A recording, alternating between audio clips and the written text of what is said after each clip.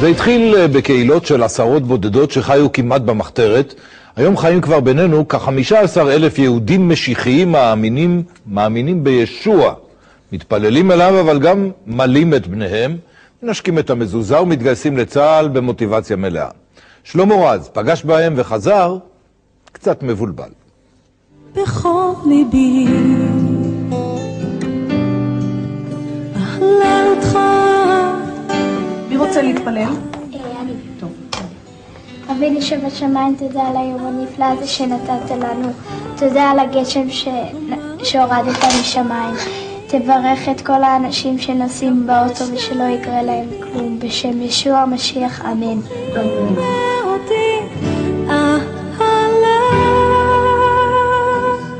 משפחת רונן פותחת את ארוחת הערב בבית שלהם במושב יד השמונה. הם ישראלים בני ישראלים, יהודים כשרים על פי ההלכה, שמאמינים בישו. ישוע, כמו שהם מקפידים לקרוא לו. זה סתירה עד שמתחילים לבדוק את מה שאני גם חונכתי אליו, אבל איך שאנחנו גדלנו לגבי האמונה, ומה שאנחנו כל כך מאמינים, שישוע הוא יהודי, הוא משלנו, הוא ישראלי, זה יסתדר לי טוב, ואני הבנתי שזה דבר חי ואמיתי.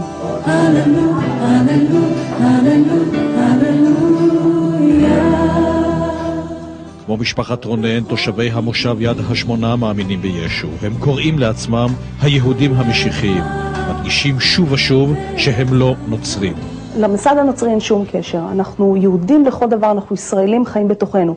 מה שכן, גם לממסד הדתי שלנו בארץ אין לנו קשר. נוצרי שם אותך מיד בקופסה של דת שאני לא משתייך אליה, אני משתייך לאמונה בישוע המשיח. ברוח הדברים האלה אין ביד השמונה סממנים נוצריים, לא בבתים הפרטיים ולא בבית התפילה. היי צורי, אהלן, בוא ניכנס הביתה. אבל כמו בבית של מזכיר היישוב צוריאל בר דוד, כך גם בבתים האחרים בולטים דווקא סמלים יהודים מובהקים. מה שתופס לי את העין זה שיש לכם מזוזה. נכון, בסופו של דבר זה קשה אולי להבין, אבל אנחנו מבחינתנו יהודים לכל דבר. זה נכון שאנחנו בקרב עמנו, ישנם כאלה פוסלים את זה על הסף לחלוטין, אבל כל הבסיס שלי זה התנ"ך, כל הבסיס שלי זה אלוהים והנבואות והדברים, וזה מה שאני חותר עליו, זה מה שאני מאמין, ואין לי שום סתירה עם הדברים האלה, גם עם הסממנים האלה. כלומר, כל הדברים שמופיעים בתנ"ך, למשל ברית מילה, חל עליכם גם. כמובן. והילדים, יש לך בן, נכון? נכון. אז הוא גם נימול, אני מנחש. נכון. אז רגע, איך קרה דבר כזה? קראתם למוהל או שמה? באמת? כן. והמוהל לא הייתה לו שום בעיה? לקח הרבה כסף, אבל לא הייתה בעיה. אהבך את אדוני בכל עת, אהבך את אדוני בכל עת, אהבך את אדוני בכל עת. היהודים המשיחיים מקדשים באותה מידה את התנ"ך ואת הברית החדשה, ומעל הכל הם מאמינים שישו הוא בן האלוהים, הוא המשיח.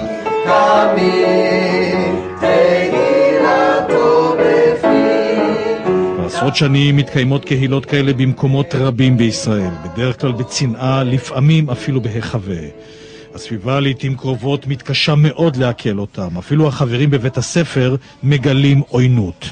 כל פעם שהם היו עוברים לידינו, הם היו אומרים לנו יא נוצרים וכל מיני כאלה. אף על פי שאנחנו לא בדיוק נוצרים, הם תמיד אולי אפילו מרביצים לנו, קוראים לנו בנות זונה, זה שבעינינו זה מאוד כללה איומה. אני זוכר שחבר'ה מהמושבים פה מסביב, יצא איזה מישהו שדיבר איתי,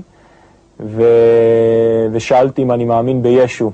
אמרתי לו לא, ואז אחרי זה שכנעתי את עצמי, אמרתי לו אני לא מאמין בישו, אני מאמין בישוע.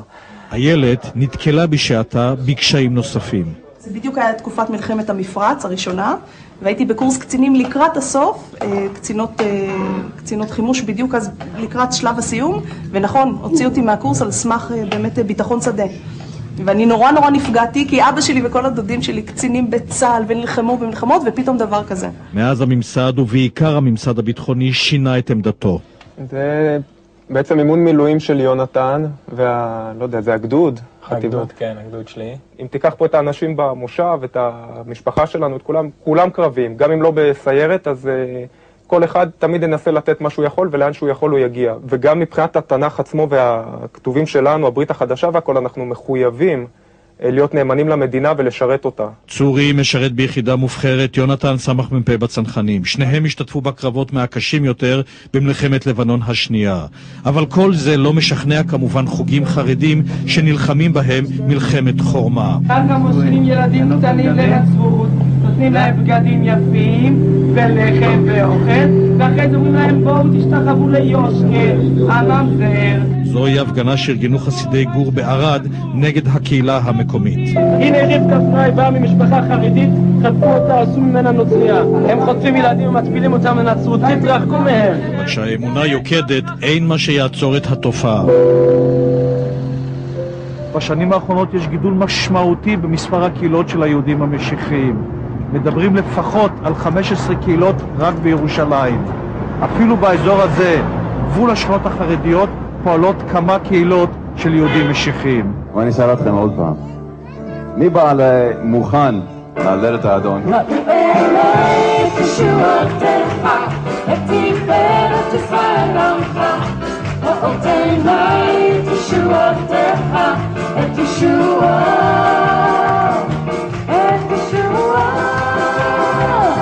הקהילה הזאת, שמן ששון שמה, פועלת במרכז ירושלים. בניגוד לכל הקהילות האחרות שפנינו עליהן, היא הסכימה להיחשף למצלמות.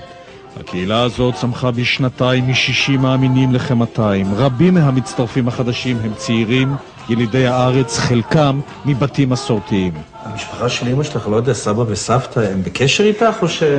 סבתא כן, למרות שהיא מאוד מאוד קשה לה. סבא שלי לא יודע. הוא לא יודע. אמא שלי לא רוצה שהוא ידע. אמא שלי אמרה לי שאולי אל תנסה לבלוט יותר מדי במצלמה וזה, מכירים אותי, יודעים מי אני. מבוכת ההורים לא שקולה אצלם כנגד האמונה שבוערת בעצמות. אדוני, אנחנו מודים לך על זה שאתה אל גדול, אדוני, אנחנו מודים לך שאתה אל חי ואל אמיתי, אדוני. אתה אינך יפה, דודי, אף נעים, אבא, אנחנו כל כך אוהבים אותך, אדוני. התפילה היא יסוד מרכזי אצל המשיחיים. כל אחד מתפלל מתי שבא לו ואיך שבא לו, אין נוסח תפילות מחייב. אנחנו מבקשים ממך, אדון, אשר נותן חוכמה ללא משוא פנים, שאתה תיתן למנהיגים שלנו חוכמה. מלא את ים הכנרת אנחנו מבקשים.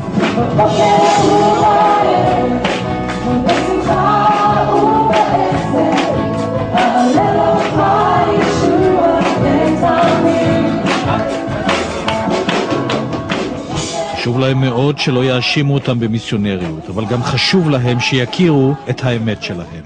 אני אומר, אם אני מכיר את זה ואני מאמין בזה, למה שאנשים אחרים לפחות לא ישמעו על זה, להיות מסוגלים לבחור? הבחירה היא שלהם, אני האחריות שלי שידעו.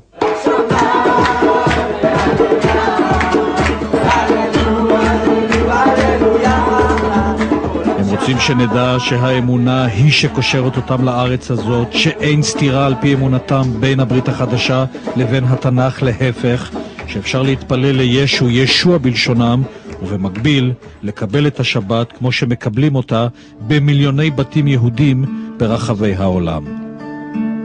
שלום עליכם, מלאכי השלום, מלאכי